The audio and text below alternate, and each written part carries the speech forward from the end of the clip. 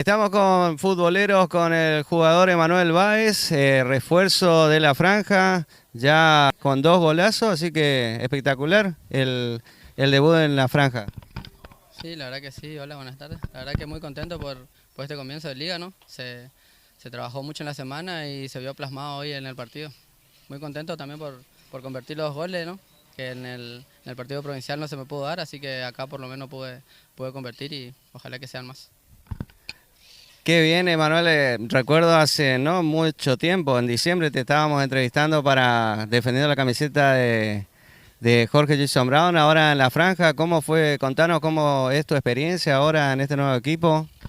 Sí, la verdad que estoy muy contento de poder de estar de nuevo al club, de poder volver a jugar acá, así que nada, muy feliz, muy contento. Sí, tuve un paso muy lindo también por Bron, así que nada, hay que disfrutar nomás del momento y ahora me toca estar acá y a defender de la misma manera.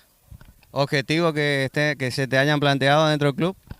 No, el objetivo siempre es grupal, ¿no? Así que este club siempre aspira a todo. Tenés la camiseta de Guaraní, así que tenés que salir a ganar todo lo que enfrentás. Así que nada, trabajamos la semana para eso y nada, muy contento por el grupo. Mensaje para los hinchas de la franja, para familiares, amigos.